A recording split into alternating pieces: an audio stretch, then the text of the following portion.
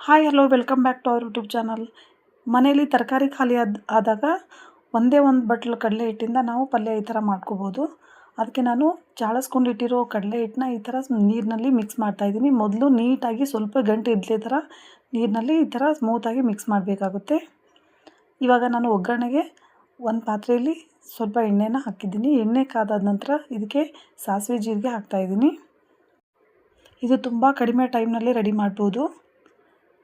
ಇವಾಗ ಸಾಸಿವೆ ಜೀರಿಗೆ ಫ್ರೈ ಆಗಿದೆ. ಅದಕ್ಕೆ ಒಂದು ಸಣ್ಣದಾಗಿ ಕಟ್ ಮಾಡ್ಕೊಂಡಿಟ್ಟಿರೋ ಈರುಳ್ಳಿನ ಹಾಕ್ತಾಯಿದ್ದೀನಿ.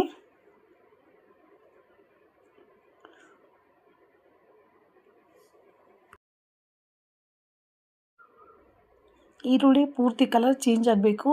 ನೀಟಾಗಿ ಲೋ ಫ್ಲೇಮಲ್ಲೇ ಇಟ್ಕೊಂಡು ನೀಟಾಗಿ ಫ್ರೈ ಮಾಡಬೇಕಾಗುತ್ತೆ. ಈರುಳ್ಳಿ ಕಲರ್ ಚೇಂಜ್ ಆದ ನಂತರ ಸ್ವಲ್ಪ ಕೊತ್ತಂಬರಿನ ಆ್ಯಡ್ ಮಾಡ್ತಾಯಿದ್ದೀನಿ. ಕೊತ್ತಂಬರಿ ಕೂಡ ಈ ಥರನೇ ಫ್ರೈ ಮಾಡ್ತಾಯಿದ್ದೀನಿ.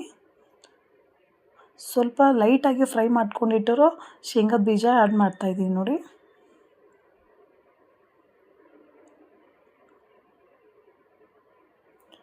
ಒಂದು 2 ನಿಮಿಷ ಇದೇ ಥರ ಲೋ ಫ್ಲೇಮಲ್ಲಿ ಇಟ್ಕೊಂಡು ಇದನ್ನೆಲ್ಲ ಫ್ರೈ ಮಾಡಬೇಕಾಗುತ್ತೆ. ಇದಕ್ಕೆ ನೀವು ಹಸಿಮೆಣಸಿಗೆ ಖಾರ ಕೂಡ ಯೂಸ್ ಮಾಡ್ಬೋದು. ನಾನು ಮಸಾಲೆ ಖಾರನ ಹಾಕ್ತಾಯಿದ್ದೀನಿ. ಹಸಿಮೆಣಸಿಗೆ ಖಾರ ಹಾಕಿದ್ರೂ ತುಂಬ ಚೆನ್ನಾಗಿ ಬರುತ್ತೆ. ಮಸಾಲೆ ಖಾರ ಮನೆಯಲ್ಲೇ ಮಾಡಿಟ್ಟಿರುವಂಥ ಮಸಾಲೆ ಖಾರನ ಹಾಕಿ ಫ್ರೈ ಮಾಡ್ತಾಯಿದ್ದೀನಿ. ಮತ್ತು ಸ್ವಲ್ಪ ಅರಿಶಿನ, ಎಣ್ಣೆಲೆ ಹಾಕೋದ್ರಿಂದ ಕಲರ್ ಚೆನ್ನಾಗಿ ಬರುತ್ತೆ ಅಂತ ಸ್ವಲ್ಪ ಅರಿಶಿನ ಕೂಡ ಇವಾಗ ಆ್ಯಡ್ ಮಾಡ್ಕೊಂಡಿದ್ದೀನಿ.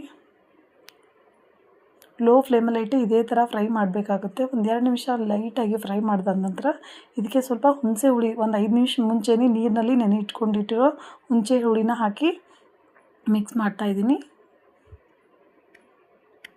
ಹುಣಸೆ ಹುಳಿ ಕ್ವಾಂಟಿಟಿ ಸ್ವಲ್ಪ ಜಾಸ್ತಿನೇ ಇರಲಿ, ಯಾಕಂದರೆ ಪಲ್ಯ ತುಂಬ ಟೇಸ್ಟಾಗಿ ಬರುತ್ತೆ.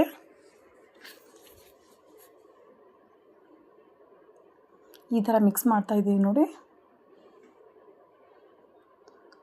ಮತ್ತು ರುಚಿಗೆ ತಕ್ಕಷ್ಟು ಉಪ್ಪು ಕೂಡ ಆ್ಯಡ್ ಮಾಡಿದ್ದೀನಿ. ಸ್ವಲ್ಪ ಕುದಿಬೇಕು. ಇದು ಎಲ್ಲ ನೀಟಾಗಿ ಸ್ವಲ್ಪ ಲೈಟಾಗಿ ಕುದೀತಾ ಇರಬೇಕು.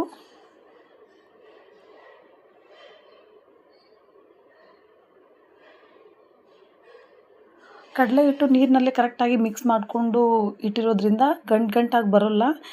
ಡೈರೆಕ್ಟಾಗಿ ಹಾಕಿದ್ರೆ ಸ್ವಲ್ಪ ಗಂಟು ಬರೋ ಚಾನ್ಸಸ್ ಇರುತ್ತೆ. ಹಾಗಾಗಿ ನಾನು ಮೊದಲೇ ನೀರಿನಲ್ಲಿ ಮಿಕ್ಸ್ ಮಾಡಿಟ್ಟಿದ್ದೀನಿ.